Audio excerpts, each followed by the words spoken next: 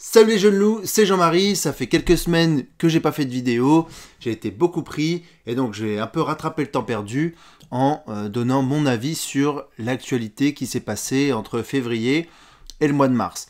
Alors, avant de commencer, je voudrais vous dire qu'il y a la Blockchain Week qui va se dérouler dans la semaine du 13 au 19 avril, mais je vous ai aussi obtenu en partenariat avec eux 30% de réduction sur les tickets que vous achetez pour l'événement phare qui est le 16 et le 17 avril. Pour ce faire, vous allez sur leur site internet, vous allez dans la page Get Tickets et vous tapez le code promo JeuneLoup30, ça va vous donner 30%. Je ne suis pas du tout payé, faites-vous plaisir, c'est un partenariat avec eux, mais je ne touche pas d'argent. Donc, j'espère que vous allez pouvoir vous déplacer à Paris. Ça va être dans l'espace mythique de Station F. Donc c'est un endroit où il y a énormément de startups. Un endroit développé par Xavier Niel qui, pendant l'espace de 2 jours, ne va parler que de blockchain, du futur et du présent et ce qui se développe en ce moment pour la blockchain et les cryptos en général. Donc je vous conseille vivement d'y aller. Ça ne peut être qu'intéressant. Allez, on commence tout de suite. Je voulais vous parler bien évidemment de la JP Morgan Coin qui a été l'objet de beaucoup d'articles ces dernières semaines. Bien évidemment, on a Jamie Dimon, le patron de la banque JP Morgan Chase, qui il y a quelques années déjà et l'année dernière ne faisait que bâcher le Bitcoin. On ne va pas revenir sur toutes ces déclarations, mais globalement, il essayait de tuer le Bitcoin en faisant des déclarations choc du genre Bitcoin is a fraud. Et ensuite, on voyait 2 semaines après que des ETF à Stockholm achetaient du Bitcoin. Donc j'ai d'ailleurs fait une vidéo là-dessus, il y a de ça maintenant presque 2 ans. Allez la regarder.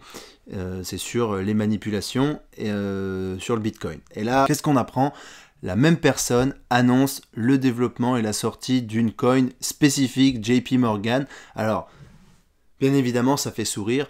Maintenant, qu'est-ce qu'il faut en retenir ? Déjà, Jamie Dimon, il avait dit non au Bitcoin, oui à la blockchain. Mais que ce soit bien ou mauvais en tant que crypto-monnaie, je pense que ça ne peut être que bénéfique pour le domaine de la blockchain en général. Ce que je veux dire, c'est que l'opinion générale des gens, il a été assez négatif. Un coup, ça s'est monté à 20 000, maintenant on est aux alentours de 3 000 euros. Donc forcément, les gens, ils se posent des questions et se disent, merde, il y a pas mal de gens qui se sont fait avoir. Que faire ? Est-ce qu'il faut investir ? Est-ce qu'il ne faut pas ? Bien évidemment, mon avis personnel, vous le connaissez. Je pense que Wall Street a ramené le train du Bitcoin vers eux pour pouvoir investir massivement plus tard. On va le voir dans la vidéo avec Bakkt, parce qu'il y a d'autres nouvelles de ce point de vue-là. Mais ce que je veux juste dire, c'est que dans l'opinion positive, des gens comme vous et moi, c'est difficile de convaincre d'autres personnes qui ont un avis bien tranché sur la blockchain, enfin sur le Bitcoin surtout et les crypto-monnaies, et ils disent non, c'est pas bien, etc. Le fait que des grands joueurs, enfin des gros players comme de Wall Street, comme JP Morgan, créent leur crypto-monnaie, pas mal de gens vont se dire ah ouais, donc s'ils vont dans ce sens-là, c'est qu'il y a quelque chose à faire. Ou en tout cas que c'est intéressant.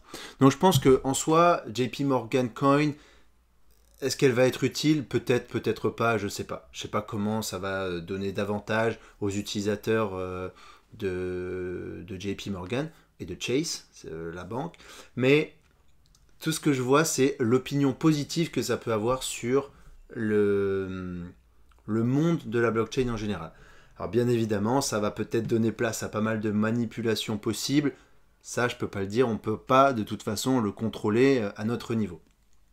Maintenant, il y a autre chose que je voulais mentionner, c'est que, étant donné qu'il y a des banques qui vont rentrer qui rentrent dans la blockchain et les cryptos, il va y avoir de plus en plus un besoin de régulation. Et ces régulations sont nécessaires pour que les gros poissons, d'autres poissons de Wall Street, rentrent dans le game. Alors, qu'est-ce que ça veut dire ? Le problème de Bakkt, donc Bakkt, pour vous resituer, c'est créé par la société parente de la New York Stock Exchange, et ils cherchent à proposer une plateforme dédiée aux gros investisseurs pour qu'ils puissent investir des gros capitaux et se soucier de rien d'autre en leur garantissant la sécurité et la pérennité de leur Bitcoin. Maintenant, le problème, c'est que ça ne passe pas à cause de la CFTC, donc c'est Commission financière américaine qui ne les approuve pas. Alors, ils ont eu plein de problèmes, les problèmes de régulation, les problèmes avec le government shutdown de Trump. Du coup, tout ça, ça a été décalé et on espère que ce sera validé d'ici la mi-2019. Maintenant, ce sera peut-être plus tard, c'est totalement possible. Pourquoi ce serait plus tard ? Deuxièmement, il faut convaincre les grandes personnes qui décident là-haut qu'il y a un intérêt à réguler le domaine de la blockchain et des cryptos. Et ensuite, ils ont peut-être un intérêt à décaler ces décisions pour amasser un maximum de Bitcoin par différentes façons. Parce que dès lors qu'il y aura une façon officielle d'obtenir des Bitcoins, il n'y aura peut-être pas d'autre choix, en fait. Donc, l'argument inverse aussi va tout simplement dire que c'est pas bon de déplacer dans le temps ces mesures de régulation, parce que ça va, tant qu'il n'y a pas une solution régulée, ça va forcer les investisseurs, gros ou petits, à passer par des chemins détournés et la sécurité de leurs capitaux peut être mise en danger assez facilement. Donc, le fait que des banques comme JP Morgan rentrent dans la crypto, ou en tout cas clairement annoncent la couleur, ça va forcer certains régulateurs à accélérer un petit peu parce que les Américains, c'est un grand monde de lobby, donc il y aura sûrement des pressions dans le sens des banques de valider toutes les cryptos. Après, il peut aussi y avoir du lobbyisme dans l'autre sens, d'invalider le Bitcoin et de valider seulement la JP Morgan Coin. Ça, on n'en sait rien et on verra ce que l'avenir nous dira. Maintenant, dans l'ordre d'idée que JP Morgan va dans le sens des cryptos, on a donc ICE, qui est donc la société parente de la New York Stock Exchange, qui veut faire Bakkt d'un côté, mais qui ne peut pas le faire. Donc, qu'est-ce qu'ils font en attendant ? Ils ont déclaré dans un tweet, le 14 mars, si je ne me trompe pas, qu'ils allaient ajouter à leur feed dans la liste des crypto-monnaies. Parce que ça montrait que l'endroit, que c'était l'heure et le moment de donner plus de transparence au domaine et de simplifier les choses. Parce qu'actuellement, le prix donc varie dans certaines plateformes, mais il y a plus de 1000 crypto-monnaies, il y a 100 endroits pour aller vérifier les prix, c'est difficile de se mettre d'accord, donc on veut un arbitre qui dise telle crypto, elle se vend à ce prix-là, à ce moment-là.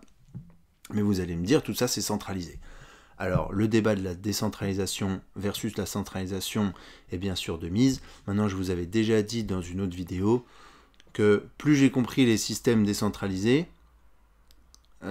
plus j'ai compris la nécessité de systèmes centralisés. Même s'ils ont des limitations, les deux ont des limitations et il faut trouver un bon équilibre entre une décentralisation partielle et une centralisation partielle. Parce que le full centralisé marche, mais a de gros défauts, et le full décentralisé marche aussi, mais a aussi de gros défauts. On le voit par exemple sur le Bitcoin, où les améliorations techniques mettent des années à être mises en place. Donc ça, c'est des choses qui, je l'espère, dans le temps, surtout en 2019, vont se faire. Puisqu'on parle de Bakkt, je voulais rappeler que c'était essentiellement un projet porté en collaboration avec Starbucks et Microsoft. Donc Starbucks pour la partie paiement et Microsoft pour la partie technique et sécurité des données. Et que Starbucks a annoncé qu'il était possible qu'un jour, ils acceptent les bitcoins. Et du coup, ça peut être un moment critique pour le prix du Bitcoin et pour son utilisation en mode massif. Alors, bien évidemment, il faut que technologiquement, ça s'améliore. Maintenant, je pense que ce bear market, je parle de bear market parce que le Bitcoin, il n'est pas au mieux en ce moment, même si il est plutôt stable et plutôt à une tendance haussière. On reste dans un bear market et c'est le meilleur moment pour voir les améliorations technologiques éclore. Il n'y a que ça à faire en fait pour augmenter la légitimité du Bitcoin et des cryptos. Le fait qu'on ait des grosses annonces comme JP Morgan, c'est une chose, mais ça ne changera rien si techniquement le Bitcoin et l'Ethereum ne s'améliorent pas. On est toujours à du 7 transactions par seconde pour le Bitcoin et une vingtaine pour Ethereum. C'est bien évidemment pas suffisant. Maintenant, on sait que l'Ethereum veut passer au Proof of Stake. On sait que on veut augmenter et passer à des taux de transfert bien plus supérieurs. Enfin, quand je dis taux de transfert, c'est nombre de transactions par seconde, pardon. Et pour ce qu'il en est du Bitcoin, je parle bien sûr du Lightning Network. Donc quand tout ça va se mettre en place, donc ça je pense qu'il ne faut pas attendre ça avant 2020, voire peut-être 2021. Et d'ailleurs pas mal d'investisseurs reconnus disent que le Crypto Summer devrait arriver plutôt vers 2021 maintenant, même si on pense que le Bitcoin et les autres cryptos vont remonter fin 2019. Les investisseurs en mode gros poisson risquent de tarder parce que les régulations risquent de tarder, tout simplement. Et deuxièmement, la confiance n'est pas encore à 100% au rendez-vous, donc il faut que des gros joueurs comme aussi Coinbase proposent des solutions simples et efficaces pour acheter et mettre les fonds en sécurité. Ils le font avec Coinbase Custody, mais ça prend du temps. Les investisseurs, ils sont quand même frileux, hein. Et puis là, on parle pas d'investir 200 €, on est plutôt dans des 60 millions, 100 millions. Donc, c'est quand même beaucoup, beaucoup d'argent, voire même des milliards pour certains. Donc, ils peuvent pas rigoler avec ça et ils attendent les régulations et des solutions sécurisées. D'autre part, on va finir avec un cocorico qui est le port de Marseille, qui a décidé de s'allier avec d'autres entreprises pour développer un projet pilote au niveau de la blockchain et de la logistique. Alors Marseille, c'est le 2e port méditerranéen et c'est le 4e port en Europe. D'ailleurs, le domaine de la chaîne d'approvisionnement et de la logistique sont vraiment des domaines qui s'appliquent particulièrement bien à la blockchain parce que c'est vraiment pratique de savoir quand dans le trajet d'un produit, si on peut automatiser certaines données et écrire à quel endroit il est à n'importe quel moment, et ben, ça peut être vraiment utile. Si on prend par exemple des tomates, on peut dire à ce moment-là elles étaient là, à un autre moment elles étaient là, à un autre moment elles étaient là, et puis par exemple au lieu d'avoir des transferts d'argent à chaque fois qui sont validés, on peut les automatiser avec des smart contracts. Pensez à la même chose, par exemple, une pièce de bœuf qui est contaminée, et ben, on pourrait remonter la chaîne très facilement pour déterminer quel lot est contaminé. Donc c'est vraiment pratique pour ce genre d'application de la blockchain. C'est tout pour aujourd'hui, pensez à vous abonner, à liker ou à acheter notre livre. Je vous dis à bientôt, à la prochaine vidéo. Ciao ciao.